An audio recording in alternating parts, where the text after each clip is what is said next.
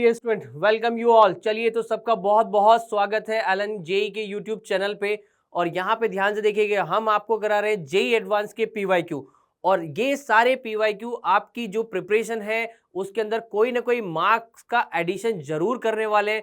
तो आप इनको बहुत ध्यान से, बहुत सीरियसली देखिए, फॉलो कीजिए और अपनी सारी की सारी प्रॉब्लम को रेक्टिफाई कीजिए। तो बेसिकली आज हम बात करने वाले बहुत ही इंपॉर्टेंट चैप्टर की, कोऑर्डिनेशन कंपाउंड। अब देखिए, इस चैप्टर में मैंने कुछ पीवाईक्यूज लिए हैं। मैंने जनरली वो पीवाईक्यूज हटा दिए जो सेम कॉन्सेप्ट पे है, ताकि ज्यादा टाइम आपका भी वेस्ट ना हो।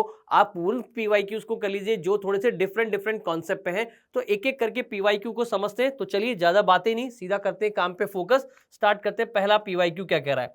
तो फर्स्ट पीवाईक्यू को अगर हम ध्यान से देखते हैं तो ये क्या कह रहा है? Consider the following complex ion P Q R. ठीक है, ये रहा पी, ये रहा क्यू, ये रहा R. The correct order of complex ion according to their spin only magnetic momentum value. इसका मतलब सबका बोहर मैग्नेटो निकालना है। अगर बोहर मैग्नेटो निकालना है तो मैं एक बात सीधा सीधा बोल सकता हूं कि अनपेयर्ड इलेक्ट्रॉन जो है ये आइडेंटिफाई कर लेना अपने को। सबसे पहले पी के बारे में बात करते हैं। तो पी के बारे में अगर बात करते हैं तो यहाँ पे देखेंगे तो आयरन पे कितना चार्ज है? आयरन पे यहाँ पे कितना चार्ज है? +3।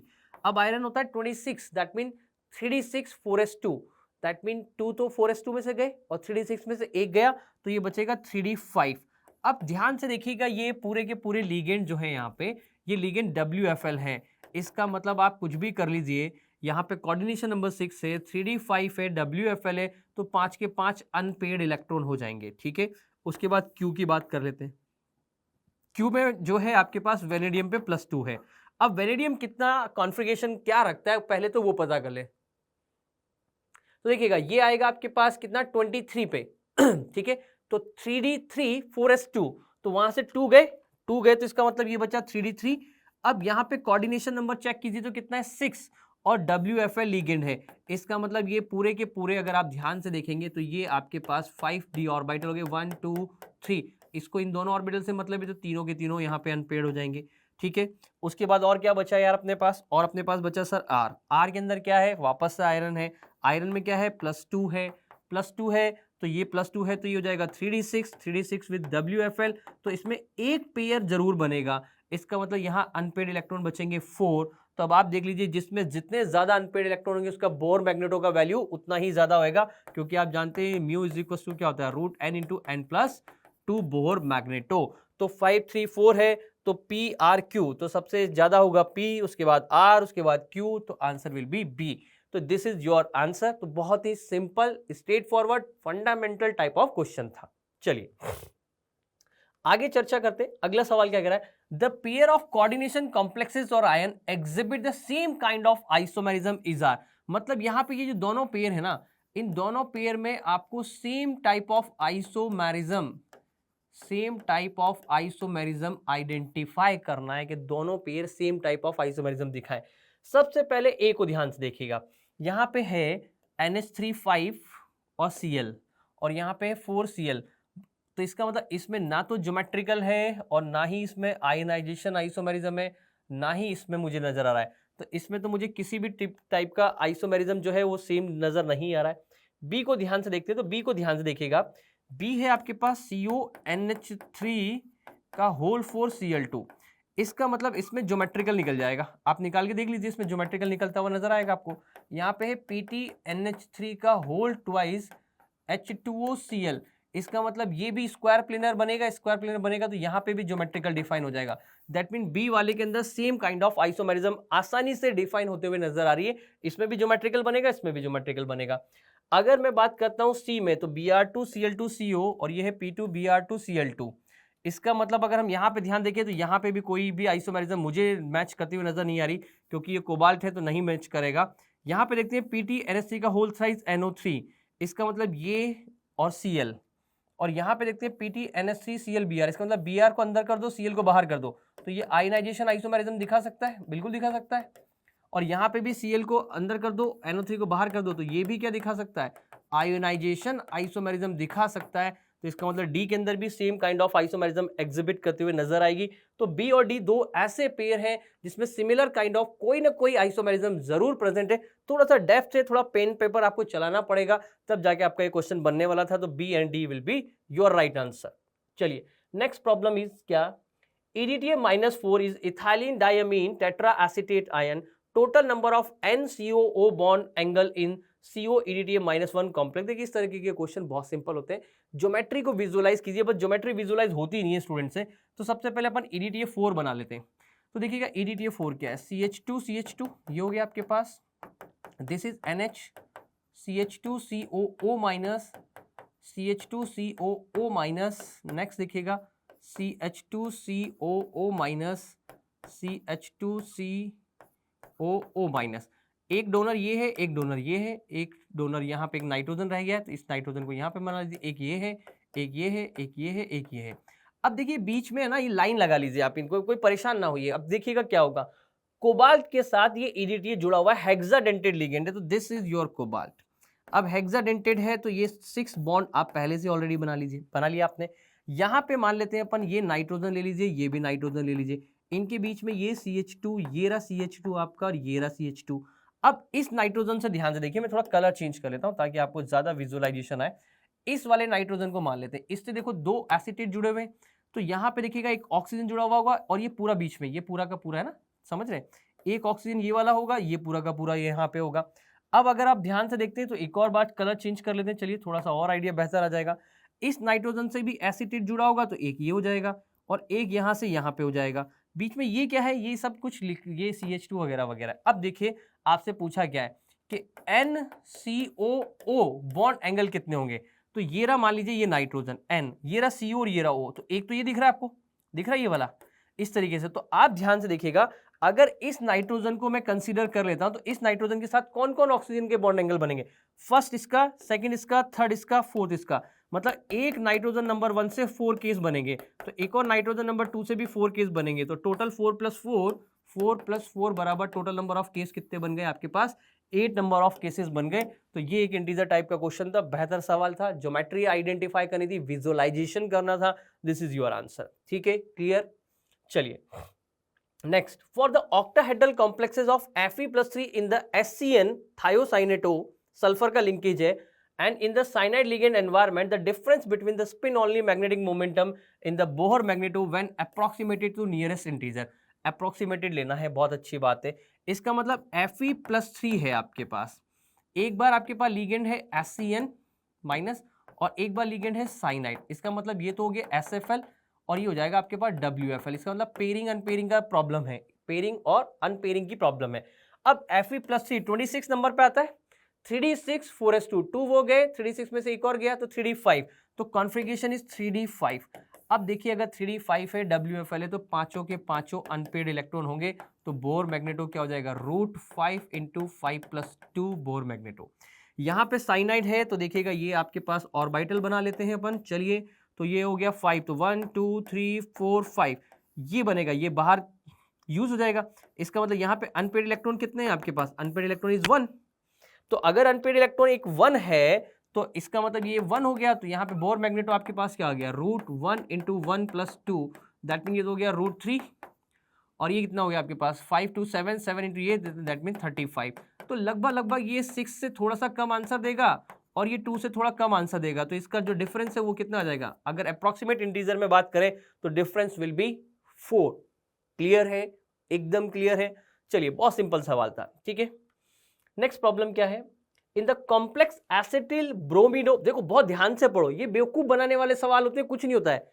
एसिटिल, ठीक है, ब्रोमिडो, डाइकार्बोनिल, फिर लगा हुआ है बिस, try ethyl phosphine iron second, the number of Fe carbon bond is. बहुत अच्छी बात है। सबसे पहले देखो आपके पास एक है ट्राई इथाइल फॉस्फीन, ये एक लीगेंड है, तो ये रहा ट्राई इथाइल फॉस्फीन, इसका मतलब PET3, ये रहा। उसके बाद देखिएगा डाई कार्बोनिल, तो आपको पता ही है कार्बोनिल तो CO हो गया।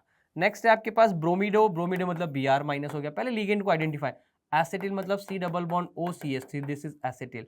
अब ये 4 टाइप ऑफ लीगेंड है, इनको अरेंज करना आयरन के साथ, बहुत अच्छी बात है, ये आयरन के साथ मैच कर देंगे। और कार्बोनिल 2 है, ब्रोमिडो 1 है, एसिटिल 1 है, और ये कितने हैं, बिस मतलब ये 2 है, तो हेक्साडेंटेड है, तो 1 2 3 4 5 6 हो गया, ठीक है। ये हो गया PET3, ये भी हो गया, ये हो गया CO, ये हो गया CO, नेक्स्ट हो गया ये हो गया आपके पास COCH3 एसिटिल, और ये हो गया bromido. Iron carbon bond, iron carbon bond, iron carbon bond, तो आयरन और कार्बन का जो बॉन्ड है वो 3 ही यहाँ पे बनते हुए आपको नजर आ रहे हैं। तो ये बहुत ही भयंकर सिंपल सवाल था, कुछ नहीं करना आपको, ये सारे के सारे एलिमेंट और सारे के सारे लिगेंड जो है आसानी से याद होंगे, इसमें कोई बहुत बड़ा काम नहीं था। ठीक है, ओके। नेक्स्ट प्रॉब्लम क्या है, अमंग NiCO का होल 4 NiCl4 -2 CONH3 का होल 4 Cl2Cl Na3COFe6 और ये जो भी है, total number of paramagnetic compound is, आपसे पूछ रहा है कि भैया ये बता दीजिए सब में पैरामैग्नेटिक कंपाउंड कितने हैं। चलिए सबसे पहले इसकी बात कर लेते हैं। निकल NiCO का होल 4, ये निकल आपके पास है 0, दैट मीन हो जाएगा 3d8 4s2, that mean 10 electron को डी जनरेट करना है वापस से d ऑर्बिटल में। तो अगर डी ऑर्बिटल में डी जनरेट करना है तो 1 2 3 4 5 6 7 8 9 10, इसका मतलब ये तो यार डायामैग्नेटिक होगा, बात ही खत्म होगी इसकी। तो उसके बाद NiCl का होल 4 -2, दैट मीन निकल पे चार्ज कितना हो जाएगा +2, इसका मतलब 3d8 कॉन्फ़िगरेशन हो चुका है, बहुत अच्छी बात है। क्लोराइड लीगेंड है, WFL है, WFL है, इसका मतलब WFL है, तो 1 2 3 4 5 6 7 8, इसका मतलब 2 अनपेड इलेक्ट्रॉन है, अनपेड इलेक्ट्रॉन है, तो इसका मतलब ये जो है ये पैरामैग्नेटिक हो जाएगा। इसका मतलब ये पहला ये हो गया आपके पास पैरा। नेक्स्ट इज CO, तो CO जो है आपके पास इस पे चार्ज आएगा +3, ठीक है। अब देखिएगा 27 पे आ गया ना, 27 +3, इसका मतलब 2 और ये, तो दिस इज 3d6। 3d6 के अंदर अगर आप देखेंगे तो ये आपके पास SFL है, और नंबर में SFL ज्यादा है तो पेयरिंग हो जाएगी, पेयरिंग हो जाएगी तो ये तो बच गया डायामैग्नेटिक। अरे सारे के सारे पेयर हो जाएंगे, बात समझ आ रही है क्या? तो ये डायामैग्नेटिक हो गया ना यार। उसके बाद अगला देखो CO, Na3COF6, फिर से CO +3 है और 3d6 है, पर WFL है, टाइम नहीं लगाना है, इतना टाइम नहीं लगाना है, WFL है, अनपेड इलेक्ट्रॉन आएगा, तो भैया ये पैरा ही होगा। तो इसका मतलब ये वाला भी पैरा मिल गया, 2 मिल गए पैरा के। आगे देखो Na2O2, अब यहां से MOT लगा दो यार, O2 -2, इसका मतलब 16 + 2 18 electron, even number of electron है, डायामैग्नेटिक होगा। उसके बाद CsO2, इसका मतलब O2 -1, दैट मीन 17 इलेक्ट्रॉन, ओहो पैरामैग्नेटिक होंगे। इसका मतलब तू भी पैरा है, चल भाई तू भी पैरा है, टोटल 3 पैरा, तो आंसर बी। तो 3 स्पीशीज पैरामैग्नेटिक है, ठीक है, तो आंसर आपके पास क्या आ जाएगा, बी ऑप्शन आ जाएगा। Next problem, the number of geometric isomer possible for the complex, ये कॉम्प्लेक्स है, इसके लिए आपको ज्योमेट्रिकल आइसोमर बताने हैं, और एल का मतलब ये है भाई, ठीक है, बहुत अच्छी बात है। सुनिए देखिएगा, डिजाइन बनाते हैं। CO, L जो है बाइडेंटेड लिगेंड है, तो 1 2 3 4 5 6 7, 2 क्लोरीन है, 2 क्लोराइड है, दोनों क्लोराइड मैंने यहाँ रख दिए, ठीक है। ये O है और ये N है, और बीच में ये CH2 होगा, ये होगा। एक O मैंने यहाँ रखा, एक N मैंने यहाँ रखा, ये दोनों यहाँ हो गए, ठीक है। एक केस तो ये बन गया। दूसरा केस मैंने क्या किया, दूसरे केस के लिए मैं क्या करता हूँ, ध्यान से देखिएगा, इन दोनों को पलट देता हूँ, ये O ये N, दिस इज Cl और ये N और ये O, 2 केस तो यही बन गए, दोनों आपस में एक दूसरे के ज्योमेट्रिकल हैं, ठीक है। अगला केस देखिएगा, मैं क्या करता हूं, यहां पे ध्यान से देखिएगा, CO, यहां पे Cl है, ठीक है, बहुत अच्छी बात है। यहां पे नाइट्रोजन ले लेते हैं, यहां ऑक्सीजन ले लेते हैं, यहां ऑक्सीजन ले लेते हैं, यहां नाइट्रोजन ले लेते हैं, और यहां पे Cl ले लेते हैं। तो अपोजिट में Cl और नाइट्रोजन ले लिए मैंने, यहां तक कोई तकलीफ है किसी को? नहीं है। एक और केस बनाते हैं, देखो CO, बहुत ध्यान से देखिएगा, पेयरिंग करनी होगी आपको। यहाँ पे नाइट्रोजन और Cl मैंने ले लिया ना, एक काम करिए, दोनों जगह पे ऐसा कुछ करते हैं, कैसा करते हैं कि नाइट्रोजन यहाँ पे आ गया, Cl यहाँ आ गया, तो देखो Cl मैंने ले लिए, Cl नाइट्रोजन मैंने ले लिया, तो एक बार ऐसा करते हैं, थोड़ा सा पोजीशन चेंज कर देते हैं, यहाँ पे ऑक्सीजन ले लेते हैं, यहाँ पे नाइट्रोजन ले लेते हैं, इस तरीके से, ठीक है, और यहाँ पे Cl ले लेते हैं, गॉट इट, और यहाँ पे अपन ले लेते हैं क्या, नाइट्रोजन, ऑक्सीजन, और ये आपके पास Cl। एक बार देखिए क्या ये पॉसिबिलिटी आपको दिख रही है कि ये टोटल आइसोमर जो है ये इस तरीके से बनेंगे। देखिए एक तो ये बन चुका है, ठीक है, सेकंड ये बन चुका है, बहुत अच्छी बात है, और थर्ड ये बन चुका है और फोर्थ ये बन चुका है।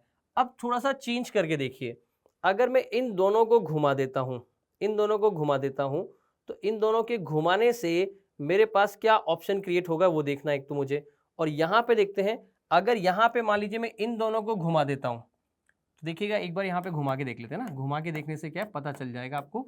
तो यहाँ पे इन दोनों को घुमा देते तो यहाँ ऑक्सीजन, यहाँ नाइट्रोजन आ गया, यहाँ नाइट्रोजन, यहाँ ऑक्सीजन आ गया, यहाँ Cl और यहाँ Cl आ गया। अब चेक करते हैं कि क्या ये मैच कर रहा है। तो देखो ये और ये आपको सेम मैच करते हुए नजर आ जाएंगे, ठीक है। इसका मतलब ये और ये तो सेम है, तो इसको अपन हटा सकते हैं। हटा क्या, काट देता हूं मैं, आप समझ ही गए होंगे। तो मैं इसको क्या कर देता हूँ, कट कर देता हूँ कि ये और ये तो सेम है, ये देखिए। अब यहाँ पे देखिएगा, अगर मैं इस ऑक्सीजन नाइट्रोजन को चेंज कर दूं, तो इस ऑक्सीजन नाइट्रोजन को चेंज करने से यहाँ पे क्या ऑप्शन आ जाएगा। तो यहाँ पे मैं एक और बना देता हूँ, ये आपके पास लीजिए दिस काइंड ऑफ, यहाँ पे ऑक्सीजन, यहाँ पे नाइट्रोजन कर दिया मैंने, यहाँ पे Cl कर दिया, यहाँ पे ऑक्सीजन कर दिया, यहाँ नाइट्रोजन कर दिया, एक केस ये बना लिया। एक केस अगर आप इसको ध्यान से देखेंगे तो ये किसी के साथ मैच करता हुआ नजर आ रहा है कि आपको, ये किसी के साथ मैच करता हुआ नजर नहीं आ रहा। इसका मतलब 1 2 3 और ये हो गया 4, ये तो बनेगा नहीं, ये हो गया 5।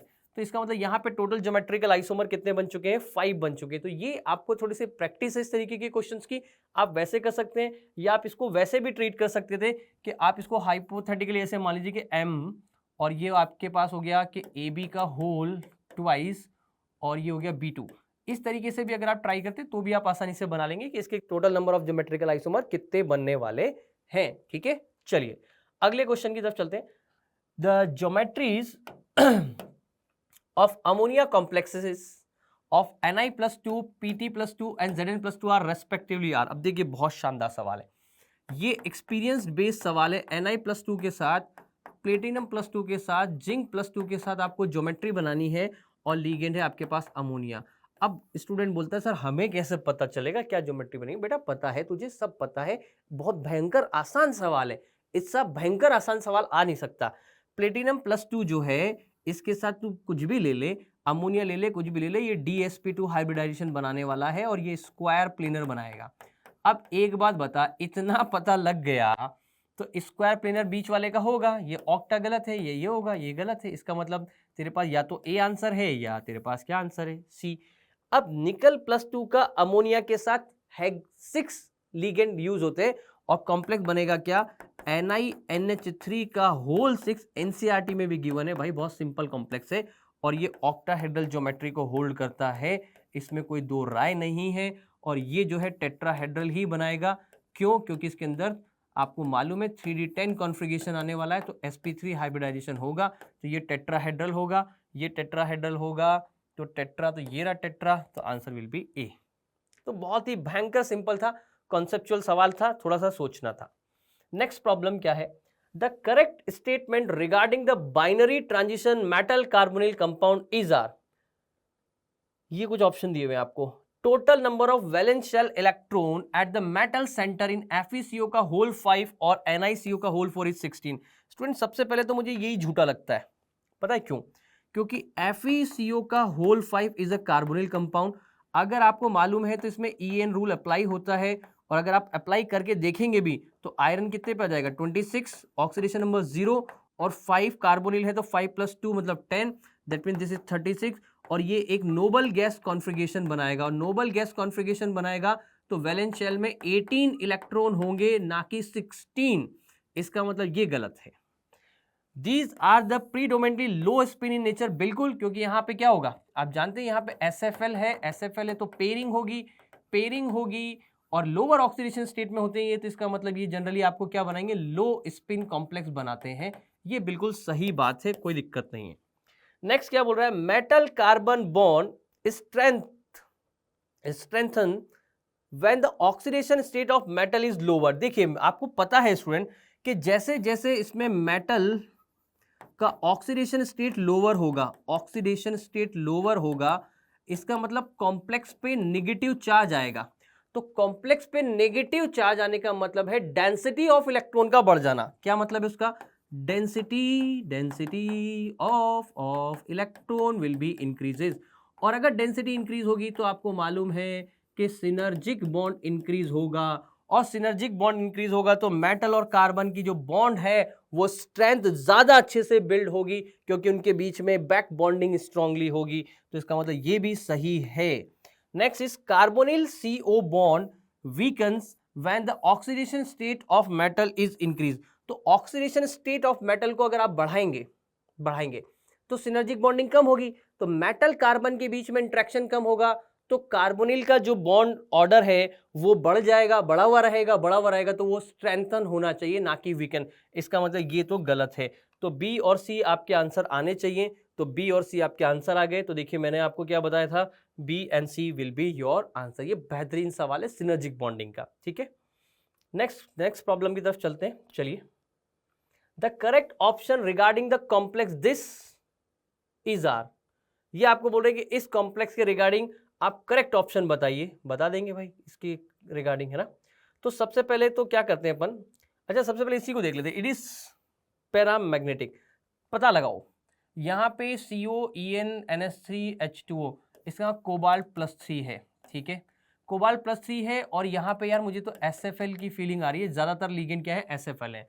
तो देखते हैं कि पैरा है कि डाया है।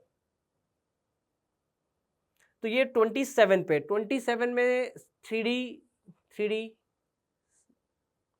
अरे यार बोलिए 3D7 4s2, इसका मतलब 2 वो गया और 1 वो गया, इसका मतलब ये हो गया 3D6 साइन है, और यहाँ पे कोऑर्डिनेशन नंबर इज व्हाट 6, और SFL है। इसका मतलब सारे के सारे पेयर हो जाएंगे ऐसे, सारे के सारे पेयर हो जाएंगे ऐसे 1 2 3 4 5 6। इसका मतलब ये सारे के सारे पेयर आएंगे, तो ये कॉम्प्लेक्स जो है वो डायामैग्नेटिक होगा। पहली बात तो मुझे ये समझ आ गई।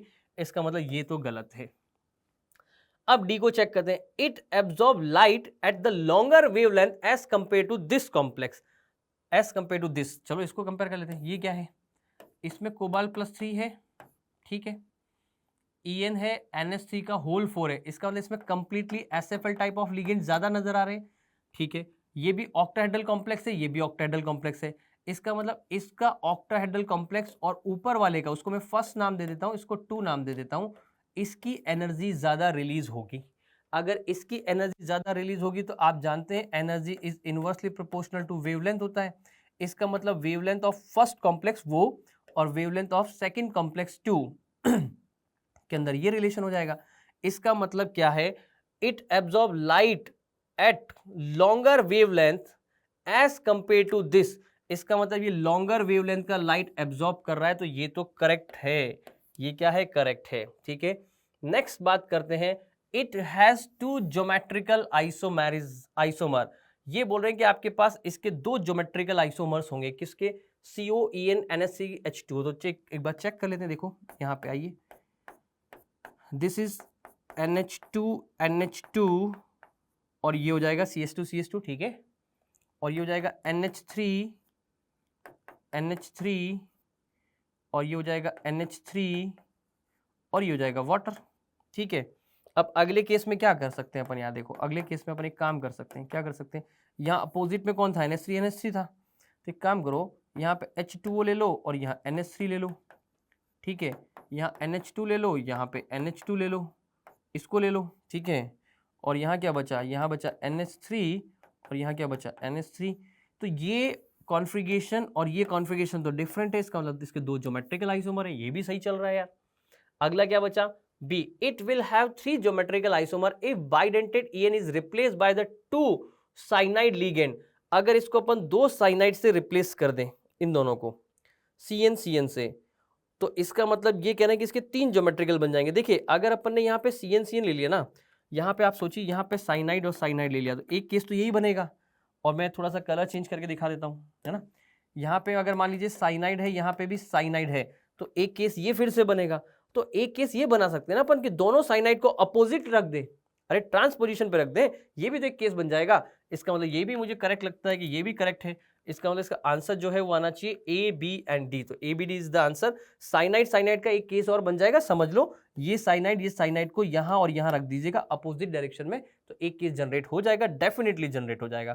तो ये आपके पास एक अच्छा सवाल था, थोड़ा सा टाइम कंज्यूमिंग सवाल था। ठीक है, next, among the species given below, ठीक है, below total number of diamagnetic species is, बहुत सारी स्पीशीज है, टोटल बतानी है।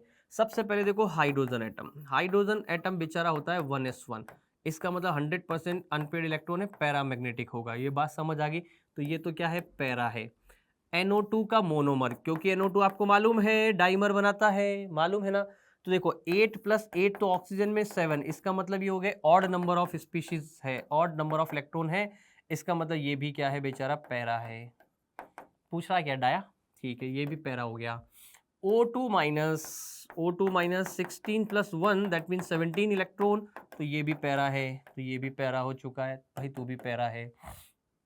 Dimeric sulphur in the vapour state S2 just like O2, S2 बिल्कुल O2 की तरह बिहेव करता है, ध्यान रखिएगा ये पैरामैग्नेटिक होगा, बिल्कुल वैसे ही बिहेव करता है। अच्छा सवाल है। Mn3O4, अब देखिएगा Mn3O4 के अंदर MnO है और क्या है Mn2O3, इसका मतलब ये हो गया +2 और ये हो गया +3, ठीक है। अब चेक करो 25 नंबर पे आएगा, 25 नंबर पे आएगा तो इसका मतलब 3d5 4s2 ये हो जाएगा, तो ये तो देगा 3d5 कॉन्फ़िगरेशन और ये देगा आपके पास 3d4। 100% ये अनपेड इलेक्ट्रॉन होगा, तो ये भी पैरामैग्नेटिक होगा। क्या होगा, पैरामैग्नेटिक होगा। और वैसे भी सॉलिड स्टेट में आपने पढ़ा होगा कि ये पैरामैग्नेटिक होता है ना। नेक्स्ट बात करते हैं, यहाँ पे आएगा आयरन का +2, दिस इज आयरन +2, ठीक है। और वीक फील्ड लिगेंड है, देखो वीक फील्ड लिगेंड है क्लोराइड, ठीक है। तो 26 हो गया, तो 26 हो गया तो ये हो गया 3d6 और ये हो गया WFL हो गया, तो अनपेड इलेक्ट्रॉन आएंगे, अनपेड इलेक्ट्रॉन आएंगे तो ये भी पैरा होगा। पूछा क्या है भाई, डाया पूछा है, सारी पैरा ही पैरा आ रहे, एक तो डाया आ जाओ, ये भी पैरा, ये भी पैरा। नेक्स्ट इज Ni+2, ये रहा Ni+2 दैट मीन 3d8 और 3d8 WFL, ये भी WFL, तो ले ये भी पैरा आ गया। कॉन्फिडेंस लूज होने लग जाता है ना कि पैरा ही पैरा आ रहे हैं सारे, डाया तो आ ही नहीं रहा है, अभी आएगा कोई तो आएगा। K2MnO4 मतलब 4 2 8, 8 में से 2 गया 6, Mn+6, इसका मतलब इसमें भी एक अनपेड इलेक्ट्रॉन बचेगा, एक अनपेड इलेक्ट्रॉन बचेगा, तो ये भी क्या है, पैरामैग्नेटिक है। K2CR4 तो 4 2 8, 8 में से 2 गया 6, क्रोमियम+6 तो मतलब 3d0 कॉन्फ़िगरेशन हो चुका है, इसका मतलब ये डायमैग्नेटिक होगा क्योंकि इसके अंदर कोई भी अनपेड इलेक्ट्रॉन नहीं है। तो ये लास्ट वाला एकमात्र अकेला डायमैग्नेटिक है, बाकी पूरी लिस्ट जो है वो पैरामैग्नेटिक स्पीशीज की गिवन है। तो ये अच्छा सवाल था, बेहतरीन सवाल था, पूरे चैप्टर मिक्स कर दिए, ठीक है। क्वेश्चन में आंसर आ गया 1। नेक्स्ट प्रॉब्लम क्या है, choose the correct statement among the following. FeCl का होल 4- हैज टेट्राहेड्रल ज्योमेट्री। अच्छा, तो ये भी निकालना ही पड़ेगा यार। तो देखो सबसे पहले इसको देख लो, Fe+3 हो चुका है ये, ठीक है। Fe+3 हो चुका है, तो ये हो गया 3d6 और 4s2, 3d6 4s2, तो ये हो गया 3d5, ठीक है। 3d5 तो ये लो यार, 3d5 1 2 3 4 5 और कोऑर्डिनेशन नंबर कितना है, 4 आ रहा है, 4, ठीक है। 5 और WFL है, तो 1 2 3 4 5, sp3 हाइब्रिडाइजेशन की तरफ जाएगा, इधर और इधर, अरे इधर ही जाएगा ना यार sp3 की तरफ, तो टेट्राहेड्रल होगा, बिल्कुल सही बात है, टेट्राहेड्रल होगा, सही है, सही। नेक्स्ट COEN का NH3 का whole 2 Cl2 has 2 geometrical isomer. ये तो यार थोड़ी देर पहले भी बात की थी अपन ने, अरे थोड़ी देर पहले भी बात की थी कि नहीं की थी, थोड़ी देर पहले भी तो बात की थी ना इस पे, तो इसके बारे में सोचते हैं। नेक्स्ट देखते हैं, FeCl का whole 4 has higher spin only magnetic momentum than this. अच्छा, FeCl का होल 4-, इसका मतलब ये हो गया 3d5, इसका मतलब इसमें अनपेड इलेक्ट्रॉन कितने आ रहे थे, 5, और ये है COEN का और NH3 का होल 2 Cl2, इसका मतलब ये हो गया कोबाल्ट पे +3 चार्ज। चलो तो कोबाल्ट पे +3 निकाल के देख लेते हैं, है ना। तो 27 तो 3d7 4s2 3d6 हो गया, 3d6, ठीक है। और यहाँ पे SFL है, इसका मतलब इसके अंदर तो जो है अनपेड इलेक्ट्रॉन आएंगे ही नहीं, अनपेड इलेक्ट्रॉन आएंगे नहीं, तो इसमें 5 अनपेड इलेक्ट्रॉन है, इसका मतलब has higher spin only magnetic momentum, तो ये तो सही है यार, सी तो सही है, अरे हाँ कि ना, ये तो सही है। नेक्स्ट बोल रहा है cobalt ion in COEN NH3 Cl2 has sp3d2, आपसे बोल रहा है कि ये जो है sp3d2 हाइब्रिडाइजेशन कंटेन कर रहा है ये कॉम्प्लेक्स। तो इस कॉम्प्लेक्स में अगर अपन देखते हैं तो यहाँ पे कोबाल्ट पे +2 चार्ज है, +2 चार्ज होने का मतलब है कि ये हो जाएगा 3d7, ठीक है, 3d7 और कोऑर्डिनेशन नंबर 6 लाना है। तो 3d7 को अगर अपन यहाँ पे ले लेते हैं 1 2 3 4 5, देखो 1 2 और क्या है SFL है, मतलब पेयरिंग हो जाएगी 3 4 5 6 और ये 7, इस तरीके का कॉन्फ़िगरेशन आएगा। तो आपसे बोल रहा है कि ये sp3d2 हाइब्रिडाइजेशन होगा, तो ये तो क्या हो जाएगा, ये तो ट्रांसफरेंस हो जाएगा। ट्रांसफरेंस हो जाएगा इसका मतलब क्या हो जाएगा, ये जो आपके पास है ये तो SFL की प्रेजेंस में ट्रांसफरेंस होगी, यहाँ शिफ्ट कर जाएगा, तो ये बनेगा D2 D2 D2 sp3। तो ट्रांसफरेंस जो है वो अगले ऑर्बिटल में करा दीजिए, यहाँ की जगह अपन इसको कहाँ ट्रांसफरेंस करा देंगे, आगे करा देंगे। तो यहाँ से इसको ट्रांसफरेंस अगर अपन कराते हैं तो यहाँ से आप ट्रांसफर करा दीजिए अगले ऑर्बिटल में, तो ये बना लेगा D2 sp3 D2 sp3। तो ये तो इनर ऑर्बिटल कॉम्प्लेक्स होना चाहिए, इसका मतलब डी जो है वो आपके पास क्या होना चाहिए, इनकरेक्ट होना चाहिए। तो ए करेक्ट है, सी करेक्ट है और डी क्या है, इनकरेक्ट है। तो ये तो सिंपल क्वेश्चन हो गया, बस एक बार आपको दिमाग लगाना था, इसमें कुछ खास है नहीं, ठीक है। चलिए next, in the experiment m gram of compound x, कोई कंपाउंड है x, लिक्विड गैस सॉलिड कुछ भी हो सकता है, taken in a container is loaded in a balance as shown figure first, in the presence a magnetic field, अच्छा इसको उठा के रख दिया मैग्नेटिक फील्ड में, x इज इधर डिफ्लेक्टेड अपवर्ड, इसका मतलब x जो है ये वाला येलो वाला या तो ये अपवर्ड जा रहा है और डिफ्लेक्टेड डाउनवर्ड या डाउनवर्ड जा रहा है, depending on the compound x identify the correct statement. इसका मतलब क्या समझ रहे स्टूडेंट, बहुत सिंपल है, डराने की पूरी कोशिश की गई है, डरना नहीं है। देखिए अगर x जो है मैग्नेटिक फील्ड जो है, अगर x को अट्रैक्ट करेगा तो अट्रैक्शन का फोर्स लगेगा तो वो नीचे की तरफ आएगा, और अगर रिपल्शन का फोर्स लगेगा तो वो ऊपर की तरफ जाएगा। इसका मतलब ये फोर्स ऑफ रिपल्शन के रिगार्डिंग दिया हुआ है, ये फोर्स ऑफ अट्रैक्शन के रिगार्डिंग दिया हुआ है। अब आपको पहचानना है कि पैरामैग्नेटिक और डायामैग्नेटिक क्या होते हैं। डायामैग्नेटिक के अंदर जो है, डायामैग्नेटिक में मैग्नेटिक फील्ड के साथ रिपल्शन वर्क करता है, तो डायामैग्नेटिक में ऊपर भाग जाएगा, पैरा में नीचे आ जाएगा। तो बस ये पता लगाना है। तो ये बोल रहा है if x is H2O liquid, deflection of the pen is upward. अब अगर अपन वाटर की बात करते हैं H2O, तो आपको अच्छे से मालूम है कि ये डायामैग्नेटिक है, और डायामैग्नेटिक है तो इस पे लगेगा रिपल्शन, रिपल्शन लगेगा तो इसका पेन जो है वो कहाँ जाएगा, अपवर्ड जाएगा। इसका मतलब ये तो ट्रू है, ट्रू ही पूछा ना अपने से, करेक्ट, ठीक है। इफ x इज दिस, तो ये हो गया आयरन +2 ठीक है, आयरन पे कितना हो गया +2, तो ये हो गया 3d6 कॉन्फ़िगरेशन, और सारे के सारे लिगेंड SFL नजर आ रहे हैं, 6 साइनाइड है, SFL है, इसका मतलब पेयरिंग हो जाएगी। तो ये भी हो गया आपके पास डायामैग्नेटिक, डायामैग्नेटिक हो गया तो इसका भी पेन ऊपर की तरफ जाएगा, मतलब सेकंड वाला केस बनेगा, ठीक है। तो ये भी अपवर्ड भेज रहा है, तो ए और बी दोनों करेक्ट हैं। If x is O2, O2 का तो दुनिया को मालूम है, O2 is paramagnetic, is paramagnetic, तो deflection of pan is downward. Paramagnetic तो अट्रैक्शन लगेगा, अट्रैक्शन लगेगा तो ये डाउनवर्ड आएगा, बिल्कुल सही बात है, बिल्कुल सही चल रहा है, तो ये भी सही है। If x is benzene, benzene है C6H6, अब देखिएगा C6H6 को ध्यान से देखिएगा, C6H6, तो ये हो गया 12 × 6 + 6, इसका मतलब ये आएगा एक इवन नंबर ऑफ इलेक्ट्रॉन, क्या जाएगा, इवन नंबर ऑफ इलेक्ट्रॉन। इसका मतलब ये होगा डायामैग्नेटिक, और डायामैग्नेटिक होगा तो इसका जो पेन है वो जाना चाहिए कहाँ पे, अपवर्ड डायरेक्शन में, जबकि यहाँ क्या लिखा हुआ है, डाउनवर्ड, तो ये इनकरेक्ट है। तो ए बी सी करेक्ट है और डी जो है आपका वो इनकरेक्ट है। इसका मतलब आंसर आपके पास क्या आना चाहिए, ए बी सी। तो A B C is your answer. तो एक बार फिर से चेक कर लेते हैं, अपन ने ए बी सी टिक किया, बिल्कुल ठीक है। तो ए बी सी आपके पास फाइनल आंसर था। ये थोड़ा सा ट्रिकी टाइप और डराने की कोशिश की गई है उसकी शक्ल, तो देखो शक्ल को देख के नहीं डरना है, 1 मिनट क्वेश्चन को दीजिए, अच्छे से पढ़िए, एनालिसिस कीजिए। वो भयंकर सिंपल क्वेश्चन था, पैरामैग्नेटिक डायामैग्नेटिक। अगर उसमें आपसे सीधा पूछ लेता ना कि बताओ H2O C6H6 O2 और K4 FeCN का होल 6, बताओ इसमें डायामैग्नेटिक पैरामैग्नेटिक कौन है, तो आपको लगता है सर वेरी सिंपल सवाल, तो वो डराने की कोशिश की गई थी और कुछ नहीं है, ठीक है। Total number of possible isomer for PTNSC का होल 4 Cl2 Br2 इज, इसके अंदर आपको टोटल पॉसिबल आइसोमर निकालने हैं, ठीक है, निकालते हैं। सबसे पहले देखिएगा ये है PTNH3 का होल 4 Cl2 और ये है Br2। अब मैं सबसे पहले स्ट्रक्चरल बनाता हूँ, इसमें से एक ब्रोमीन को अंदर कर दीजिए, एक क्लोरीन को बाहर कर दीजिए, तो ये हो जाएगा PTNH3 का होल 4 Cl और ये हो जाएगा Br, और इसको एक बाहर कर दीजिए, ये Br और एक ये Cl। अब एक और केस बनाइए, PTNH3 का होल 4 और Cl को बाहर कर दीजिए तो ये हो जाएगा अंदर Br2 और ये हो जाएगा Cl2, और तो कोई पॉसिबिलिटी नहीं। तो ये तीनों तो आ गए आपके आयनाइजेशन आइसोमरिज्म। अब सोचिए इनमें क्या ज्योमेट्रिकल ऑप्टिकल निकल सकता है।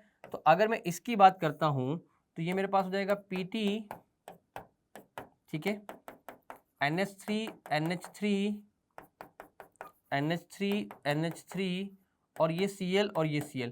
एक बार ये Cl यहाँ है, एक बार यहाँ Cl और यहाँ Cl कर दीजिए, इसका मतलब दो ज्योमेट्रिकल आइसोमर बनेंगे, ठीक है। एक बार इसकी बात करते हैं तो इसमें भी वही करिए, इसमें भी क्या हो जाएगा देखिएगा, एक बार यहाँ NH3 हो चुका है, यहाँ NH3 हो चुका है, यहाँ NH3 है, यहाँ NH3 है और यहाँ Cl और Br है। अगली बार क्या कीजिए आप देखिएगा, अगली बार यहाँ पे Cl और यहाँ पे Br कर दीजिए, एक और अपोजिट डायरेक्शन में ले लीजिए, तो इसके भी दो ज्योमेट्रिकल बन जाएंगे। तो दो ज्योमेट्रिकल इसके बन गए। इसके ध्यान से देखेंगे तो इसके तो सेम बनेंगे, तो इसके भी कितने बनेंगे, टू ज्योमेट्रिकल बनेंगे। तो टोटल दो ज्योमेट्रिकल इनके बनेंगे, इसका मतलब 2 + 2 + 2 टोटल कंपाउंड जो है वो यहाँ पे आइसोमर पॉसिबल हो जाएंगे आपके पास 6। तो ये तो एक बहुत सिंपल सवाल था, इसमें थोड़ा सा आपको दिमाग लगाना, ध्यान रखिएगा पॉसिबल आइसोमर्स लिखा हुआ है तो स्ट्रक्चरल आइसोमरिज्म भी आपको यहाँ पे कैलकुलेट करनी थी। तो होपफुली आपको ये सारी चीजें समझ आ गई होंगी, ठीक है। नेक्स्ट देखते हैं, कैलकुलेटेड क्या कह रहा है ये, calculated spin only magnetic momentum of this in BM respectively this. तो देखिएगा ये तो सिंपल सवाल लग रहा है। यहाँ पे अगर अपन क्रोमियम की बात करते हैं तो क्रोमियम पे +3 चार्ज है, कितना चार्ज है, क्रोमियम पे +3 चार्ज है। और उसके अंदर अगर अपन बात करते हैं तो उसमें कॉपर पे जो है CuF6-3 है, इसका मतलब कॉपर पे भी +3 चार्ज है, ठीक है, दोनों पे +3 चार्ज है। अब सबसे पहले क्रोमियम की बात करो तो ये होता है 3d5 4s1, तो 3 गया, यहाँ से एक गया, 2 यहाँ से गया, तो ये हो गया 3d3 हो गया। अब देखिए 3d3 कैसे भरेंगे आप, ये दोनों को रख लेते हैं अपन, है ना, अपने को ऑक्टाहेड्रल चाहिए 1 2 3, कोई पेयरिंग की जरूरत ही नहीं पड़ेगी, क्यों, क्योंकि हमें रिक्वायर्ड ही नहीं है। तो unpaired electron is equal to क्या हो जाएंगे 3, तो ये हो जाएगा रूट म्यू इक्वल टू 3 × 3 + 2, तो मतलब 5 5 × 3 15, रूट 15 बोर मैग्नेटो, मतलब 16 से थोड़ा सा कम, तो 4 से थोड़ी सी वैल्यू कम आएगी, इसका मतलब इसका आंसर आ जाएगा 3.87 बोर मैग्नेटो। ये तो समझ आ गया, या तो ये आंसर आने वाला है या ये आंसर आने वाला है। वहां देखते हैं CuF6-3, तो कॉपर पे +3 आया है, कॉपर पे +3 आया तो ये हो जाएगा 3d10 4s1, तो 1 तो ये गया और 2 यहाँ से गए, तो इट विल बी 3d8 है। अब आप कुछ भी कर लीजिए 8 में, ये 1 2 3 4 5 6 7 8, इसको आप पेयर भी करा देंगे ना तो भी आपके पास जो है वो 2 d ऑर्बिटल खाली नहीं मिलेंगे, इसका मतलब दोनों अनपेड रह जाएंगे, और दोनों अनपेड रह जाएंगे तो इसका मतलब ये जो है ये बाहर की तरफ sp3d2 हाइब्रिडाइजेशन बना लेगा और यहाँ पे अनपेड इलेक्ट्रॉन हो जाएंगे 2, तो म्यू की वैल्यू क्या हो जाएगी 2 × 2 + 1 बोहर मैग्नेटो, तो 3 × 2 रूट 5। अब रूट 5 जो है तो 4 से तो 4 का आएगा 2 और 4 का आ गया, मतलब रूट 4 का तो आ गया 2, ठीक है, और 9 का क्या आ जाएगा, 9 का आ जाएगा 3, तो 2 और 3 के बीच वाला आंसर आ जाएगा, इसका मतलब ये आंसर आ जाएगा 2.84, तो आंसर विल बी ए। तो ये तो बहुत सिंपल सवाल था, तो ये तो बना लिया होगा आपने, तो इसमें तो कोई बहुत बड़ी प्रॉब्लम है नहीं। मेटलर्जी के अंदर किस टाइप के क्वेश्चंस आए, किस टाइप की वैरायटी ऑफ क्वेश्चन आए जिससे आप थोड़ा सा आइडिया लगा पाए, देखते हैं। सबसे पहला सवाल अगर हम यहाँ पे देखते हैं तो सबसे पहला सवाल आपको बोल रहा है कि the method chiefly use for the extraction of lead and tin from their ore respectively। अब देखिए मैंने आपको बोला था ये चैप्टर थोड़ा सा फैक्चुअल ज्यादा है, अगर आपको मेमोराइज है तो 1 सेकंड में आंसर आ जाएगा, अगर नहीं मेमोराइज है तो थोड़ी सी आपको प्रॉब्लम होगी। अगर मैं बात करता हूं सबसे पहले लेड की, तो लेड जो है आपके पास ये क्या होता है, इसका ओर होता है PbS गैलेना, इसका मतलब ये एक सल्फाइड ओर है, ठीक है, और दूसरा क्या दिया हुआ है आपके पास, टिन दिया हुआ है, और टिन का जो ओर हम यूज करते हैं वो होता है SnO2, that mean this is a cassiterite. इसका मतलब इसके लिए तो हम जो यूज करेंगे वो होगा सेल्फ रिडक्शन मेथड। आपको अच्छे से मालूम है कि सल्फाइड ओर के लिए मेनली हम सेल्फ रिडक्शन मेथड यूज करते हैं, जिसमें PbS की रिएक्शन ऑक्सीजन से कराने के बाद PbO बनता है, और PbO + PbS आपस में कंबाइन होकर मेटल + SO2 गैस रिलीज कर देते हैं। और SnO2 की अगर हम बात करें तो SnO2 के अंदर हम कार्बन रिडक्शन मेथड यूज करेंगे, क्या यूज करेंगे, कार्बन रिडक्शन मेथड यूज करने वाले हैं। तो बहुत ही सिंपल सा सवाल था ये तो आंसर विल बी ए। तो this is the first question, देख रहे हैं आप, बिल्कुल straight forward step by step सवाल आते हैं। चलिए अगर हम बात करते हैं नेक्स्ट प्रॉब्लम क्या है, तो which ore contain both iron and copper. ध्यान रखिएगा स्टूडेंट, ओर बहुत ज्यादा पूछे जाते हैं जेईई एडवांस में। ओर और उनकी जो मेन केमिकल रिएक्शन है, जैसे रिडक्शन, रोस्टिंग, स्मेल्टिंग, या कोई बेसिक इंप्योरिटी हटाने की या कोई एसिडिक इंप्योरिटी हटाने की रिएक्शन से, ये सबसे ज्यादा पूछी जाती है आपसे। तो यहां पे क्या पूछा गया देखिए, which ore contain both iron and copper. ऐसा कौन सा ओर है जिसमें आयरन और कॉपर है? दैट मीन ये तो बिल्कुल आपको याद होना चाहिए, तभी आप बता पाएंगे। जैसा अगर मैं बात करूं यहाँ पे, तो मुझे लग रहा है चैल्कोपाइराइट की अगर मैं बात करता हूं, तो ये हो जाएगा आपके पास CuFeS2। ये आयरन और कॉपर दोनों का कंबाइन होकर एक सल्फाइड ओर है। तो यही आपसे वो पूछ रहा है कि किसमें आयरन और कॉपर दोनों अवेलेबल है, तो चैल्कोपाइराइट विल बी योर आंसर। तो ये तो बिल्कुल स्ट्रेट फॉरवर्ड क्वेश्चन था, ठीक है। नेक्स्ट बात करते हैं, match the extraction process listed in the column 1 with the matter listed in the column 2। तो कॉलम 1 में कोई प्रोसेस गिवन है और कॉलम 2 में उसके सामने कुछ मेटल्स गिवन है, इनके अंदर आपको मैचिंग करनी है। तो देखिए इसमें स्टूडेंट क्या करना है आपको, इसमें थोड़ा सा ऑप्शन वाइज जाइएगा, क्योंकि हो सकता है कि एक आध ऐसा प्रोसेस लिखा हुआ इसमें आपको मिल जाए जिसके बारे में आपको बहुत डिटेलिंग में इंफॉर्मेशन नहीं हो, तो उससे घबराना नहीं है, आप चीजों को ध्यान से देखिए। सबसे पहले देखते हैं सेल्फ रिडक्शन। अब सेल्फ रिडक्शन किस में होता है, तो अगर मैं बात करता हूं सेल्फ रिडक्शन के बारे में, तो आप सब जानते हैं सेल्फ रिडक्शन जनरली हम किस में यूज करते हैं, सल्फाइड ओर में यूज करते हैं। किस में यूज करते हैं, सल्फाइड ओर में। और अभी थोड़ी देर पहले ही हमने देखा है कि लेड जो है वो अपने सल्फाइड ओर की फॉर्म में होता है PbS। इसका मतलब 100% ए के अंदर जो है वो पी तो आएगा। तो देखिए ये ऑप्शन तो कट गया, सी कट चुका है और ये बाकी के बचे हुए हैं।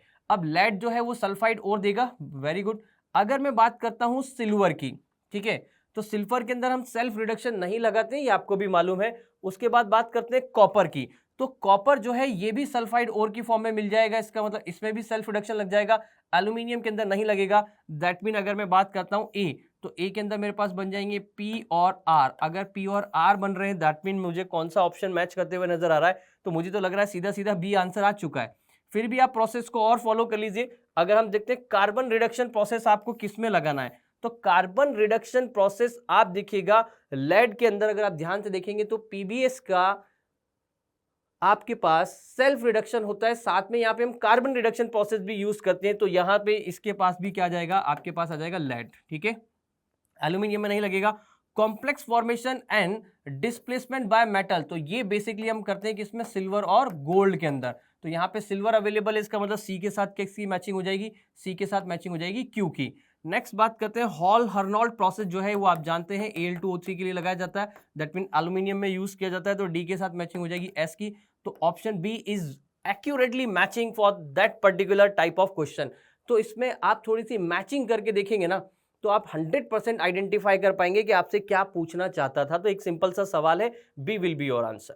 नेक्स्ट अगर हम बात करते हैं, native silver metal form a water soluble complex. Native silver metal form a water soluble complex with a dilute aqueous solution of NaCN in the presence of. आपसे पूछ रहा है कि नेटिव सिल्वर जो है आपके पास, मान लीजिए ये Ag, अगर इसकी मैं NaCN की प्रेजेंस में रिएक्शन करूं, तो रिएक्शन करते हैं एक्वस सॉल्यूशन की ऑक्सीजन या एयर की प्रेजेंस में, तो एक कॉम्प्लेक्स बनता है आपके पास NaAgCN का होल ट्वाइस। ये कॉम्प्लेक्स बनता है, और ये मालूम होना चाहिए आपको, सिल्वर और गोल्ड में हम ये सेम टेक्निक लगाते हैं और इससे हम सिल्वर और गोल्ड को एक्सट्रैक्ट करने की कोशिश करते हैं। तो आपसे पूछा क्या जा रहा है कि ये जो रिएक्शन है किसकी प्रेजेंस में हो रही है, तो ये रिएक्शन जो है ऑक्सीजन गैस की प्रेजेंस में हो रही है। इससे सिंपल क्वेश्चन मुझे नहीं लगता कि बन सकते हैं। बहुत स्ट्रेट फॉरवर्ड और बहुत ही सिंपल एकदम ये क्वेश्चन है। क्लियर है यहां तक सबको? बहुत अच्छी बात है। नेक्स्ट प्रॉब्लम को ध्यान से देखते हैं। यहाँ पे oxidation state of the metal in the mineral hematite and magnetite respectively. देखिए मैंने क्या कहा था, मैंने आप लोगों को कहा था कि यहाँ पे और बहुत ज्यादा पूछे जाते, या तो और पूछे जाएंगे या किसी एक्सट्रैक्शन स्टेप का इंपॉर्टेंट जो केमिकल रिएक्शन है उससे रिलेटेड कोई ज्ञान पूछ लिया जाएगा। तो घुमा फिरा के वही चीजें आपको मिलेंगी। तो यहाँ पर अगर मैं बात करता हूँ हेमेटाइट, अगर मैं सबसे पहले आपसे स्टूडेंट बात करता हूँ हेमेटाइट की, तो hematite is what, hematite is Fe2O3। और अगर मैं बात करता हूँ यहाँ पे आपसे मैग्नेटाइट की, तो मैग्नेटाइट क्या हो जाएगा आपके पास, ये तो बहुत ही सिंपल है, ये हो जाएगा Fe3O4। अब आपको मालूम होना चाहिए कि Fe3O4 will be the mix oxide of FeO और Fe2O3। इसका मतलब यहाँ पे अगर आप आयरन पे चार्ज देखेंगे +2 और यहाँ पे देखेंगे +3 और यहाँ पे देखेंगे तो ये हो जाएगा +3। इसका मतलब हेमेटाइट के अंदर तो क्या है, हेमेटाइट के अंदर तो आपके पास क्या है, हेमेटाइट में है +3 और मैग्नेटाइट में क्या है Fe2 Fe3O4 के अंदर क्या है +2 +3। अगर ऐसा है इसका मतलब आप ऑक्सीडेशन स्टेट चेक कर लेते हैं। यहाँ पे हो गया +3 और यहाँ पे हो गया +2 +3। इसका मतलब देखिएगा हेमेटाइट के अंदर ये आ चुका है +3 और मैग्नेटाइट में आ चुका है +2 +3। That mean answer will B D. तो यहां तक का सिंपल प्रोसेस आपको क्लियर हो चुका होगा एग्जैक्टली, ठीक है। नेक्स्ट अगर हम बात करते हैं, नेक्स्ट क्या है हमारे पास, sulphide ore are common for the metal. आपसे पूछा सल्फाइड ओर कौन सी मेटल के लिए कॉमन है। अब देखिए आपने पढ़ा होगा सिल्वर के लिए भी सल्फाइड ओर मिलता है आपके पास Ag2S, ठीक है। अगर कॉपर की मैं बात करूं तो कॉपर के लिए भी मिलता है Cu2S और लेड के लिए अभी थोड़ी देर पहले भी मैंने आपको बताया था क्या होता है PbS। तो इन तीनों मेटल के लिए सल्फाइड ओर जो है वो कॉमन है। पर अगर मैं टिन की बात करूं तो SnO2 होता है, मैग्नीशियम के लिए तो क्लोराइड की फॉर्म में होगा, गॉट इट। और सिल्वर जो है वो तो नेटिव ओर की फॉर्म में यूज होता है, एल्यूमिनियम जो है वो Al2O3 की फॉर्म में मिलेगा। दैट मीन ये आपके पास पेयर होना चाहिए। तो ये पेयर आपके पास क्या आ जाएगा, ए ऑप्शन आपके पास इस पेयर में ऑब्जर्व हो रहा है। तो ये भी एक सिंपल सवाल था। तो ओर के बारे में काफी कुछ पूछा जाता है, इसीलिए ओर के फॉर्मूलाज ध्यान रखने की पूरी कोशिश कीजिए जो इंपॉर्टेंट है, ठीक है। नेक्स्ट क्वेश्चन क्या है, the carbon based reduction method is not use for the extraction of. ये बोल रहे हैं कि कार्बन बेस्ड रिडक्शन मेथड जो है वो किसके लिए यूज नहीं किया जा सकता। तो देखिएगा अगर मैं SnO2 की बात करूं तो इसके लिए तो 100% हम कार्बन रिडक्शन मेथड ही यूज करते हैं, कार्बन रिडक्शन मेथड यूज कर लेते हैं। अगर मैं बात करता हूं Fe2O3 तो सेम इसके लिए भी हम कार्बन रिडक्शन मेथड यूज करेंगे और इसको आयरन में कन्वर्ट कर लेंगे यहां से। बट प्रॉब्लम है एल्यूमिना की। अगर मैं एल्यूमिना की बात करता हूं Al2O3 की, तो Al2O3 के लिए हम जो है वो कौन सा मेथड यूज करते हैं student, electrolytic reduction method use करते हैं, इलेक्ट्रोलिटिक रिडक्शन मेथड यूज करते हैं। और मैग्नीशियम फ्रॉम MgCO3.CaCO3 अगर इसको ध्यान से देखें ना हम तो ये आपके पास है ये। तो पहले तो इसको हम क्या करेंगे, हीट देके इसको ऑक्साइड में कन्वर्ट कर लेंगे। तो पहले तो ये ऑक्साइड में बनेगा, फिर इन दोनों मेटल को अलग करने के लिए हम अलॉय का फॉर्मेशन करेंगे। किसका फॉर्मेशन करेंगे, अलॉय का। और उसके बाद यहाँ पे इलेक्ट्रोलिटिक रिडक्शन प्रोसेस भी यूज किया जा सकता है। दैट मीन इसके अंदर तो मल्टीपल रिडक्शन प्रोसेस यूज किए जाएंगे, बट कार्बन रिडक्शन मेथड तो इनमें भी यूज नहीं किया जा सकता। तो हमसे पूछा था carbon based reduction method is not use for, तो सी के लिए यूज नहीं किया जाएगा और साथ ही डी के लिए भी यूज नहीं किया जाएगा। तो C and D will be your answer. Is it clear, simple question था। चलिए नेक्स्ट प्रॉब्लम की तरफ चलते हैं। Upon heating with Cu2S the reagent that give copper metal is. अब देखिए कितना शानदार सवाल है। Cu2S मतलब कॉपर का सल्फाइड ओर है। अब ये सेल्फ रिडक्शन प्रोसेस में जाता है। अब आपको मालूम है इसके लिए सेल्फ रिडक्शन के लिए आपको कॉपर का ऑक्साइड चाहिए, तो CuO ले लीजिए या Cu2O ले लीजिए। इन दोनों के केस की प्रेजेंस में ये Cu प्लस SO2 बना लेगा। दैट मीन यहां से आपको कॉपर मेटल मिल जाएगी। अब यहां तक तो सबको समझ आता है कि ये हो सकता है, ये हो सकता है। इसके बाद देखिएगा स्टूडेंट, Cu2S को अगर आप कॉपर सल्फेट के साथ भी ट्रीट करते हैं तो भी आपको Cu प्लस SO2 मिल जाएगा। मैं रिएक्शन बैलेंस नहीं कर रहा हूं, बैलेंसिंग नहीं पूछी गई हमसे। दैट मीन कॉपर सल्फेट के साथ भी ये प्रोसेस कराया जा सकता है। तो आंसर आपके पास आ जाएगा B, C and D. Okay, ठीक है। तो ये भी बन जाएगा आपके पास B, C and D. Next बात करते हैं अपन, match the anionic species given in the column 1 that are present in the ore given column 2। तो कॉलम 1 और कॉलम 2 इन दोनों के बीच में मैचिंग खेलनी है। अब मैंने आपको क्या समझाया था, इस तरीके के क्वेश्चन में फिर से मैं बोल रहा हूं, एज अ स्टूडेंट हो सकता है कि किसी चीज को हम भूल गए हो, कहीं पे हमारी लैक ऑफ नॉलेज हो, तो उसकी वजह से आप क्वेश्चन मत छोड़ दीजिएगा। पहले आप ये आइडेंटिफाई कर ले कि क्या आपके पास जितनी इंफॉर्मेशन है उससे आप सटीक आंसर तक पहुंच पा रहे हैं कि नहीं पहुंच पा रहे हैं। और मैं मानता हूं इस तरीके के चैप्टर में आप काफी हद तक पहुंच जाएंगे सही आंसर पे। तो समझने की कोशिश करते हैं। यहाँ दिया हुआ है carbonate, sulphide, hydroxide, oxide, that mean these are the anion, और ये ओर के नाम है। अब आपको मैचिंग खेलनी है। चलिए मैचिंग खेलते हैं। अब आपसे पूछ रहा है यहाँ पे सीडेराइट है, मेलाकाइट है, बॉक्साइट है, कैलामीन है, अर्जेंटाइट है। तो देखिए जो पहले आपको आते पहले उनसे चेक कर लेते हैं। देखिए पहले इन्हीं से चेक कर लेते हैं ना। तो पहले अगर मैं बात करूं यहाँ पे अर्जेंटाइट, तो ये तो हो गया Ag2S, ठीक है। और ये है कैलामीन और ये है बॉक्साइट। तो मुझे लगता है ये वाला तो सबको पता होगा यार, है ना, ये .2H2O होता है, ठीक है, ये तो सबको पता होगा। मेलाकाइट भी जनरली लोगों को मालूम होता है CuOH का होल ट्वाइस डॉट CuCO3। ये तीन तो बहुत कॉमन है, ये तो जनरली मुझे लगता है मालूम होता ही है सबको। कैलामीन, अगर इन तीनों से भी आप करोगे तो आप पहले इन तीनों से करके देखिए, फिर आप यहां पे ध्यान से देखिए, आपके पास एक कैलामीन और एक है सिडेराइट। तो अगर मैं कैलामीन की बात करता हूं तो कैलामीन क्या होगा, इसके बारे में बातचीत कर लेते हैं। सिडेराइट क्या होगा, पहले इन तीनों से एक बार थोड़ा सा सोचने की कोशिश करते हैं। चलिए, अर्जेंटाइट मतलब सल्फाइड ओर है, दैट मीन सल्फाइड जो है वो बी के साथ कौन मैच करता हुआ नजर आएगा, मुझे टी तो नजर आएगा। तो आप चेक कीजिए बी के साथ टी किस में नजर आ रहा है, बी के साथ टी इसमें भी नजर आ रहा है, इसमें भी नजर आ रहा है और इसमें भी नजर आ रहा है। यहाँ पी और क्यू और गिवन है, पी सिडेराइट देखना पड़ेगा, हमें नहीं मालूम है मान लीजिए, और क्यू जो है, क्यू के अंदर तो सल्फाइड नहीं है, इसका मतलब डी ऑप्शन तो गलत है, ये कट चुका है, देखिएगा। अब और ट्राई करते हैं ना, और ट्राई करते हैं। चलिए, अगर मैं बात करता हूं यहाँ पे कि मेरे पास ये मेलाकाइट है, ठीक है, मेलाकाइट, और ये मेरे पास है बॉक्साइट। तो अगर मैं यहाँ पे देखता हूं कि कार्बोनेट है और हाइड्रोक्साइड है, तो हाइड्रोक्साइड की बातचीत करते हैं। चलिए, हाइड्रोक्साइड कहाँ कहाँ अवेलेबल होगा, सी। तो सी जो है आपके पास वो कहाँ कहाँ अवेलेबल होगा हाइड्रोक्साइड, तो वो क्यू में अवेलेबल नजर आ रहा है मुझे, अरे क्यू में अवेलेबल नजर आ रहा है। तो देखिएगा सी का तो सीधा सीधा ही क्यू नजर आ रहा है, तो इसका मतलब इसमें तो कोई प्रॉब्लम ही नहीं है, ये तो यहीं रेक्टिफाई हो गया, इससे कुछ भी एलिमिनेट नहीं हुआ। अब मैं बात करता हूं ऑक्साइड की, यहीं से प्रॉब्लम आएगी। देखिएगा, ऑक्साइड जो है आपको एक तो नजर आ रहा होगा, क्या, एक तो नजर आ रहा है आपको बॉक्साइड, इसका मतलब इसके अंदर आपके पास क्या नजर आने वाला है, आर नजर आने वाला है। तो आर का जो आंसर है वो डी में मैच करेगा। तो डी के अंदर अगर आंसर आ रहा है आर, तो मुझे लग रहा है कि ये जो है आपके पास ये मैच करता हुआ नजर आ रहा है। तो देखिएगा, हाइड्रोक्साइड का क्यू हो चुका है, ठीक है, ऑक्साइड का आर हो चुका है। अब आप मुझे ध्यान से देखकर बताइए कि अगर ऑक्साइड में मैंने आर टिक कर दिया है तो क्या आंसर बी आ चुका है, बिल्कुल। यहां पे अगर आप देखेंगे तो आंसर आपके पास क्या मैच कर जाएगा, बी मैच कर जाएगा। तो आंसर तो बी मैच कर गया। अब मैं आपको पूरा बता देता हूं कि देखिए, अगर आप पूरा सॉल्व करना चाहते हैं तो पूरा आसानी से आप सॉल्व कर सकते हैं। यहां पे ध्यान से देखिएगा, अगर मैं कार्बोनेट ओर की बात करता हूं तो कार्बोनेट ओर जाएंगे, यहां पे एक तो सिडेराइट, ये हो जाएगा आपके पास कार्ब का ओर FeCO3, और ये हो जाएगा आपके पास क्या कहते हैं, नेक्स्ट हो जाएगा आपके पास क्यू, क्यू क्या है, मेलाकाइट, कार्बोनेट हो गया, और नेक्स्ट हो जाएगा आपके पास एस, एस कौन है, कैलामीन, तो ये हो जाएगा ZnCO3।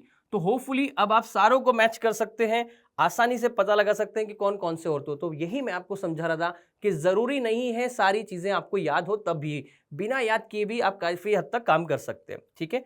तो आंसर तो बी आ जाएगा, अब तो आप मैच कर ही लेंगे, ठीक है। नेक्स्ट आ जाइए, next question, extraction of copper from the copper pyrite CuFeS2 involve. अब ये बोल रहा है कि कॉपर को एक्सट्रैक्ट करना है अपने को कॉपर पायराइट से, तो इसमें क्या क्या इन्वॉल्व होगा। तो सबसे पहले अगर मैं बात करूं स्टूडेंट, तो दिस इज CuFeS2, ठीक है।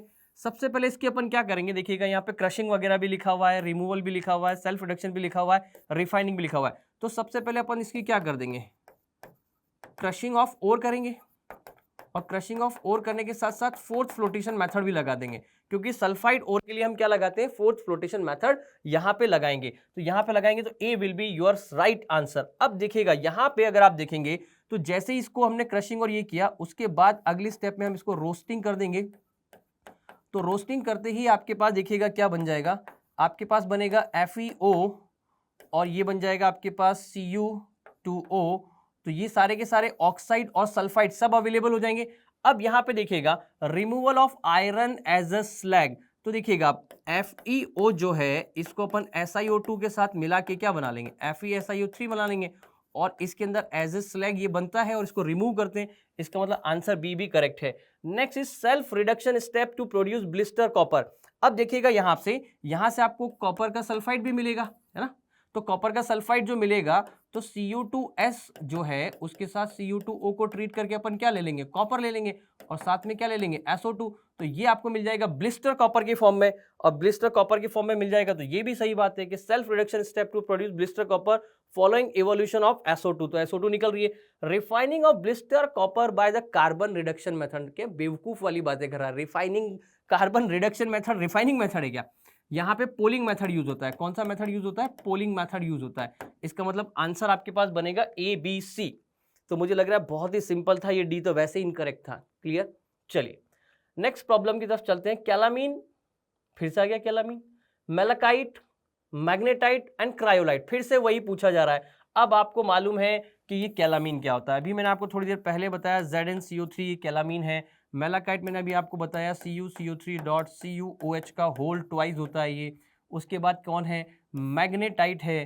तो मैग्नेटाइट मैंने अभी आपको बताया था क्या है, Fe3O4 है। और उसके बाद अगर हम बात करते हैं क्रायोलाइट, तो क्रायोलाइट क्या होता है, Na3AlF6 होता है। ये तो बहुत ही फेमस है क्रायोलाइट। तो ये मैच करता हुआ कहाँ नजर आ रहा है, बी से मैच करता हुआ नजर आ रहा है। तो और कई बार रिपीटेटिवली पूछे गए हैं, तो आप आसानी से इनको कर सकते हैं इन सवालों को, ठीक है। Next step, the cyanide process of gold extraction. तो गोल्ड एक्सट्रैक्शन के लिए वही प्रोसेस जो सिल्वर में भी हमने लगाया था। Cyanide process involves leaching out gold from its ore with cyanide in the presence of Q, अच्छा, in water to form R। तो R बन रहा है कॉम्प्लेक्स, मतलब R कॉम्प्लेक्स की बात कर रहा है। Subsequently R is treated with the T to obtain gold and Z। Choose the correct option. आपसे बोल रहा है करेक्ट ऑप्शन चूज कीजिए। तो देखिएगा, अगर मान लीजिए मेरे पास गोल्ड है और इसकी रिएक्शन में साइनाइड से कर रहा हूं in presence of water plus oxygen gas, तो मुझे लगता है अगर आप NaCN लिखेंगे तो NaCN लिख लीजिए। तो सबसे पहले अपने पास एक कॉम्प्लेक्स बनेगा AuCN का होल ट्वाइस, ठीक है। और ये हो जाएगा आपके पास क्या, -2। तो -2 उधर जाएगा तो वो जाएगा ये -1। तो ये कॉम्प्लेक्स बनेगा, ठीक है। इस कॉम्प्लेक्स की रिएक्शन अपन फर्दर करेंगे जिंक मेटल के साथ। और जैसे ही जिंक मेटल के साथ अपन ये रिएक्शन करते हैं तो अपने पास कॉम्प्लेक्स बनता है ZnCN का होल 4 और ये बन जाएगा -2 और साथ में निकल कर बाहर आ जाएगा गोल्ड। अब पढ़िए पूरे प्रोसेस को, ये मोटी मोटी रिएक्शन लिख ली अपन ने। अब क्या कर रहा है, cyanide process of gold extraction involve leaching out of gold from its ore with cyanide in the presence of Q in water. In the presence of Q in the water, तो this is the Q, ये रहा Q, ठीक है, बहुत अच्छी बात है। To form R, that mean this is R। Subsequently R is treated with T मतलब ये रहा T, ठीक है। और to obtain AU and Z, तो ये रहा आपके पास Z और ये रहा AU। अब आपसे क्या पूछ रहा है कि मैच करिए। T इज जिंक, बिल्कुल सही है, T इज जिंक हो जाएगा हमारे लिए। R इज AuCN का होल 4, गलत बात है। R AuCN का होल ट्वाइस है तो ये रॉन्ग हो गया। Next, Z is this, ZnCN का होल 4 -2 तो बिल्कुल करेक्ट है। और Q जो है Q वो O2 है तो बिल्कुल ये भी करेक्ट है। तो इसका मतलब A, C और D करेक्ट है, बाकी के क्या है यहाँ पे इनकरेक्ट है। तो ये एक बिल्कुल straightforward reaction based question था, ठीक है। चलिए यहाँ पे बात करते हैं, which among the following statement is are true for the extraction of aluminium from the bauxite. आपसे पूछ रहा है कि एल्यूमिनियम का जो एक्सट्रैक्शन है, very important extraction, you know, है ना, उसके लिए कौन कौन से स्टेटमेंट सही है। अब देखिए ये पूरा फैक्चुअल स्टेटमेंट पे बेस्ड सवाल होगा, क्योंकि पूरा का पूरा आप एल्यूमिनियम का एक्सट्रैक्शन नहीं लिख पाएंगे ना यहाँ पे। तो आपको सोचना है कि फ्रॉम बॉक्साइट। तो अगर मैं बात करता हूँ कि Al2O3.2H2O मान लीजिए अपने पास है ये, इससे क्या क्या स्टेटमेंट दे रहे हैं। पहला देखिएगा, hydrated Al2O3 precipitate when CO2 is bubbled through a solution of sodium aluminate। तो आपसे क्या बात कर रही है कि hydrated Al2O3 precipitate when CO2 is bubbled through a solution of sodium aluminate। तो सोडियम एल्यूमिनेट जो है NaAlO2, ठीक है, अगर इसके अंदर अपन CO2 डालेंगे तो आपको भी मालूम है कि ये हाइड्रोक्साइड की फॉर्म में प्रेसिपिटेट हो जाता है, कौन, एल्यूमिनियम। तो ये तो बिल्कुल सही स्टेटमेंट है, हमसे करेक्ट ही पूछा है तो ये बिल्कुल सही स्टेटमेंट है। Addition of Na3AlF6 cryolite lower the melting point, very important. Cryolite का मेन टास्क ही क्या होता है, मेल्टिंग पॉइंट को लो करना। नेक्स्ट देखते हैं, CO2 is evolved at the anode during the electrolysis। आपसे ये बोल रहे हैं कि जो CO2 है वो इवॉल्व होता है एनोड पर ड्यूरिंग द इलेक्ट्रोलिसिस। एक तो ये है, और एक डी क्या है, cathode is a steel vessel with a lining of carbon. तो कैथोड जो है वो स्टील है वेसल का with a lining of carbon. तो अगर आपको थोड़ा बहुत भी एल्यूमिनियम के एक्सट्रैक्शन के बारे में मालूम है तो आपको पता होगा कि 100% यहाँ पे जो कैथोड है वो लाइनिंग ऑफ कार्बन जो है उससे बना हुआ होता है। तो इसका मतलब ये भी करेक्ट है। अब सी को देखिए, CO2 is evolve at the anode during the electrolysis. आपको मालूम है ना एनोड पे ग्रेफाइट होता है, अरे मालूम है कि नहीं मालूम है, एनोड पे क्या होता है, कार्बन ग्रेफाइट होता है। इसका मतलब इसकी रिएक्शन होगी और इसकी रिएक्शन होगी तो 100% किस में कन्वर्ट हो जाएगा, CO2 में कन्वर्ट हो जाएगा। तो ये भी करेक्ट है, that mean all are correct, ABCD all are correct, आपके पास ऑप्शन आ जाएंगे, ठीक है। चलिए नेक्स्ट प्रॉब्लम क्या है, the correct statement related to the metal extraction process is are. तो आपसे पूछ रहा है करेक्ट स्टेटमेंट क्या है मेटल एक्सट्रैक्शन प्रोसेस से related. A mixture of PbS and PbO undergo self reduction to produce Pb plus SO2। बिल्कुल सही बात है। कितनी बार लिख लिया हमने, पीबीएस प्लस पीबीओ को अगर आप ट्रीट करेंगे तो आपके पास पीबी प्लस SO2 बनेगा। तो ये बिल्कुल करेक्ट बात है, बिल्कुल करेक्ट बात है। नेक्स्ट बात करते हैं, in the extraction process of copper from the copper pyrite silica is added to produce copper silicate. Silica जो ऐड की जाती है वो कॉपर सिलिकेट के लिए यूज नहीं की जाती है, आपको मालूम है वो आयरन की इंप्योरिटी हटाने के लिए यूज की जाती है। That mean this is the incorrect. Partial oxidation of sulphide ore of copper by roasting followed by the self reduction produce blister copper. ये मैंने आपको बताया था कि रोस्टिंग के अंदर पार्शियल क्या होगा, ऑक्सीडेशन होगा, तो Cu2S प्लस Cu2O आपस में कंबाइन होकर सेल्फ रिडक्शन प्रोसेस लगाएंगे, ब्लिस्टर कॉपर देंगे। ये तो करेक्ट आंसर है। In the cyanide process zinc powder is utilized to precipitate gold from NaAuCN का होल ट्वाइस। तो ये बोल रहे हैं कि साइनाइड प्रोसेस जो है उसमें जिंक पाउडर को यूटिलाइज किया जाता है to precipitate gold from this. तो गोल्ड को इसमें से निकालने के लिए यूज किया जाता है। अभी थोड़ी देर पहले मैंने ये रिएक्शन लिखा है, इसका मतलब ये भी करेक्ट है। तो मुझे लगता है A, C and D are correct, B is the incorrect. तो बहुत ही स्ट्रेट फॉरवर्ड क्वेश्चन था, होपफुली आप आसानी से बना पाएंगे इस क्वेश्चन को। चलिए तो थोड़ा सा और आगे बढ़ते हैं और आगे बढ़ने के बाद देखते हैं क्या पॉसिबिलिटी है हमारे पास। The correct option related to extraction of iron from its ore in the blast furnace operating in the temperature range 900 to 1500 kelvin is are. आपसे बोल रहा है कि जो आयरन के एक्सट्रैक्शन मेथड में ब्लास्ट फर्नेस हम यूज कर रहे हैं 900 to 1500 केल्विन, उसके लिए इनमें से करेक्ट ऑप्शन कौन कौन से हैं। सबसे पहला limestone is use to remove silicate impurity. बिल्कुल सही बात है।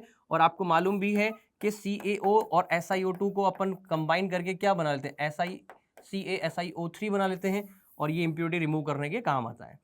Pig iron obtain from the blast furnace contain about 4% carbon. तो ये तो देखिए थोड़ा सा फैक्चुअल है, आपको याद होना चाहिए कि पिग आयरन में ऑलमोस्ट 4% कार्बन के कंटेंट होते हैं। Next, coke convert CO2 to CO। तो CO2 को अगर हम कोक के साथ ट्रीट करते हैं तो ये CO में कन्वर्ट हो जाता है, ये भी बिल्कुल करेक्ट बात है। ये तीनों तो करेक्ट हो गए। Exhaust gases consist of NO2 and CO। गलत बात है, एग्जॉस्ट गैस में NO2 प्रेजेंट नहीं होता, यहाँ पे NO2 का ऑक्साइड प्रेजेंट नहीं होगा, इसका मतलब ये इनकरेक्ट है। तो आंसर विल बी ABC। तो यहाँ पे आपके पास ABC जो है फाइनल आपका आंसर होने वाला है। तो मुझे लग रहा है ये भी क्वेश्चन बहुत ज्यादा डिफिकल्ट तो नहीं था। तो होपफुली तो आपको समझ आ गया होगा। तो आप इस पूरे चैप्टर के इन सभी PYQs को एक बार अच्छे से बना लीजिए और एक बार इस चैप्टर को बेहतर तरीके से रिवाइज कर लीजिए और ये आइडिया ले लीजिए कि किस तरीके से आपको ये चैप्टर जो है पढ़ना चाहिए और ये एक स्कोरिंग चैप्टर है। Thank you so much.